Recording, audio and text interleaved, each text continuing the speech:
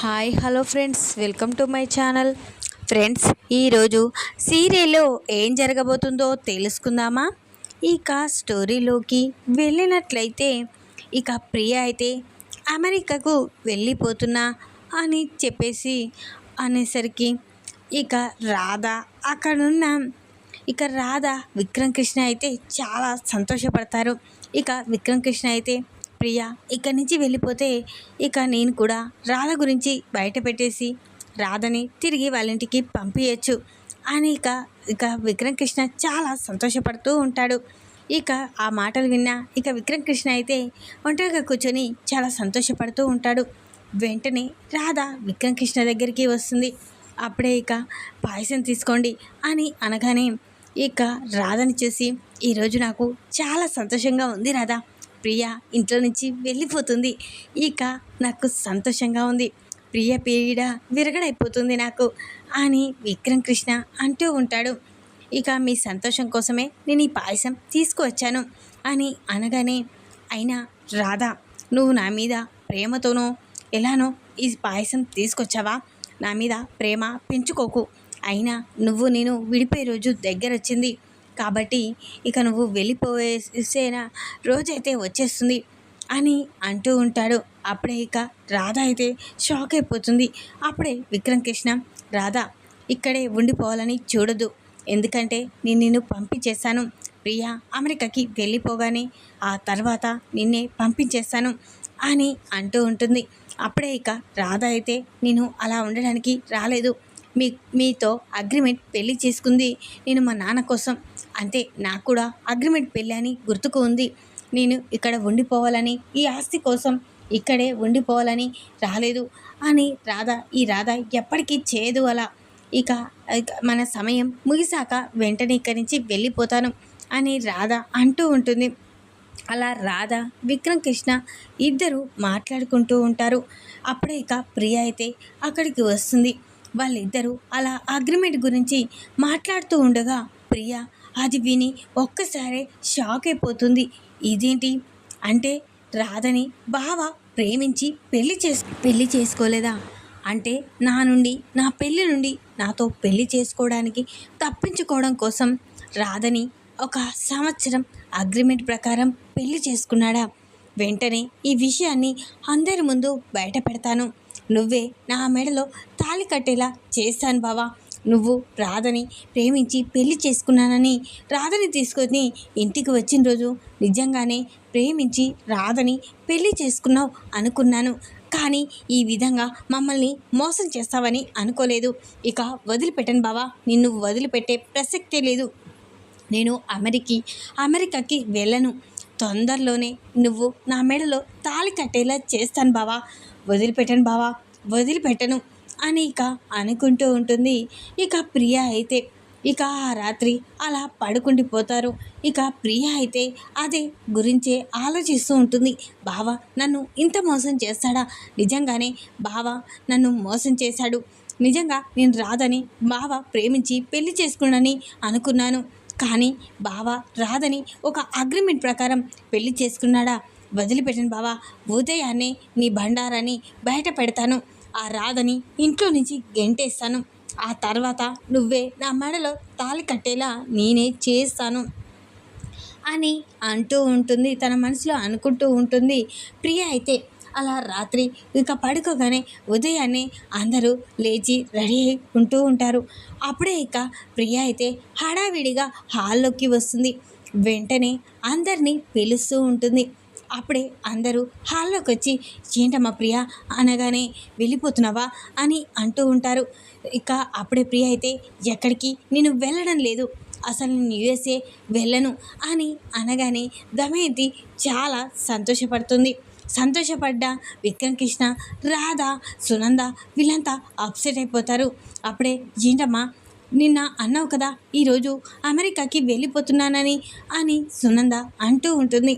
అప్పుడే, ఇప్పుడు పోననుకుంటున్నాను, నేను వెళ్ళొద్దనుకుంటున్నాను, కొన్ని తేల్చుకోవాలనుకుంటున్నాను అని అనగానే అప్పుడే రామచంద్రయ్య, అమ్మ ప్రియ, నువ్వు నిన్న అన్నావు కదా అమెరికాకి వెళ్ళిపోతున్నానని, మరి ఏం జరిగింది అని అనగానే, పెద్దనాన్న నేను ఈ ఇంట్లో నుంచి వెళ్ళడం లేదు, శాశ్వతంగా ఈ ఇంట్లోనే ఉండడానికే నేను అనుకుంటున్నాను అని అనగానే అప్పుడే రామచంద్రయ్య, ఏంటమ్మా అసలు నువ్వు మాట్లాడేది ఒక్కడి కూడా అర్థం కావడం లేదు అని రామచంద్రయ్య అంటూ ఉంటాడు.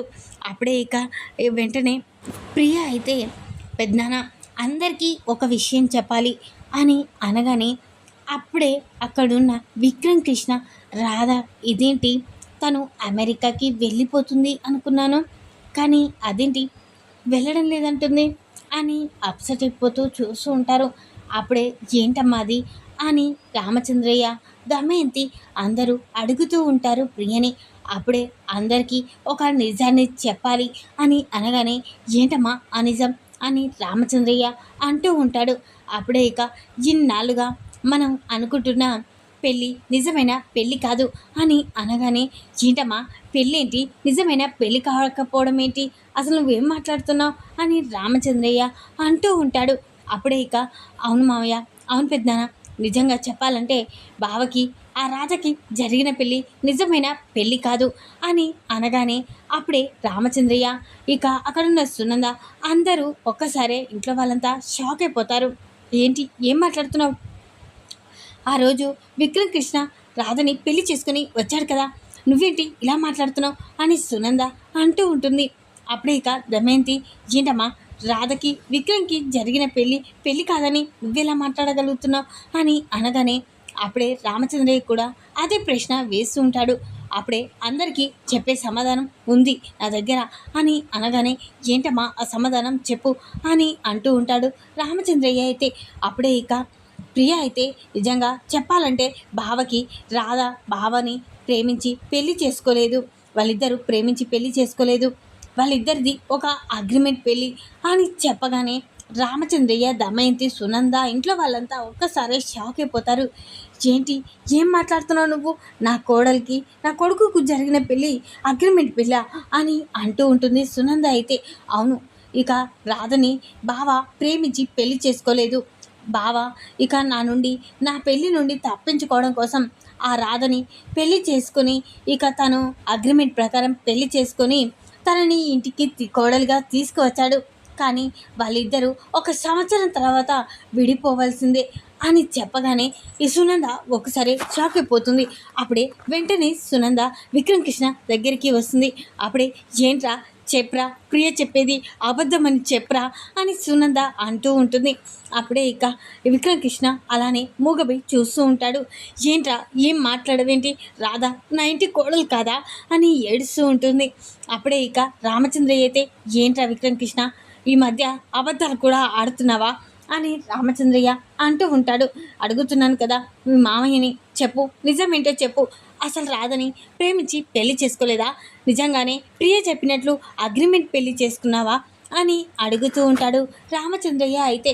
అప్పుడే విక్రమ్ కృష్ణ సైలెంట్గా ఉండిపోతాడు. అప్పుడే ఇక అక్కడున్న విక్రమ్ కృష్ణని రామచంద్రయ్య అయితే, ఏంట్రా చెప్పు, అసలు నిజమేంటో చెప్పు, నువ్వు నిజం చెప్తావా చెప్పవా అని అంటూ ఉంటాడు రామచంద్రయ్య అయితే.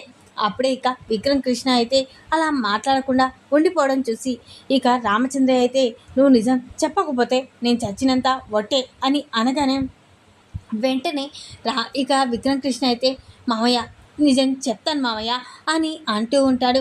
ఏంట్రా చెప్పు, రాధని నువ్వు ప్రేమించి పెళ్లి చేసుకోలేదా అని అనగానే, అవును మావయ్య, నిజంగా చెప్పాలంటే నేను రాధని ప్రేమించి పెళ్లి చేసుకోలేదు, రాధని అగ్రిమెంట్ ప్రకారం 1 సంవత్సరం తర్వాత మేమిద్దరం విడిపోవాల్సింది ఇక అగ్రిమెంట్ ప్రకారం పెళ్లి చేసుకున్నాము అని చెప్పగానే అప్పుడే ఇక రామచంద్రయ్య, దమయంతి, ప్రియ అందరూ షాక్ అయిపోతారు. సునంద అయితే స్టన్ అయిపోతుంది.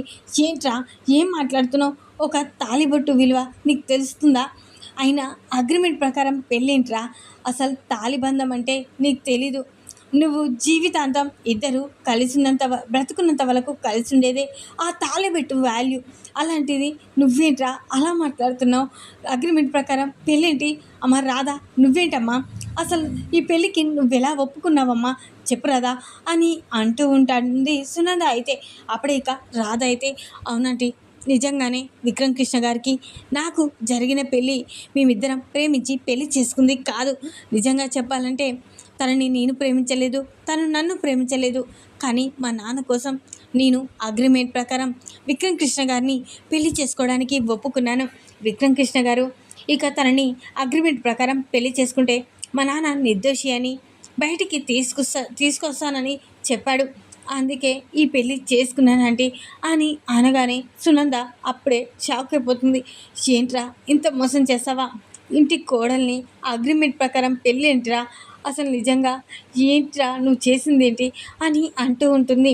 అప్పుడే ఇక రామచంద్రయ్య అయితే ఇక నువ్వు నిజంగానే రాధని పెళ్లి చేసుకొచ్చినట్లు ఇక ప్రియని నీకు దూరం చేశాము. ఇక నుంచి ప్రియకి నీకు పెళ్లి ఏర్పాట్లు జరుగుతాయి. తొందరలోనే ఈ వారంలోపు నీకు ప్రియకు పెళ్లి జరిగిపోతుంది. ఇక ఆ తర్వాత మీరిద్దరూ సంతోషంగా ఉండాలి. ఇక రాధని ఎలాగో అగ్రిమెంట్ ప్రకారం పెళ్లి చేసుకున్నావు కదా, ఇక పంపించేద్దాం అని రామచంద్రయ్య అంటూ ఉంటాడు.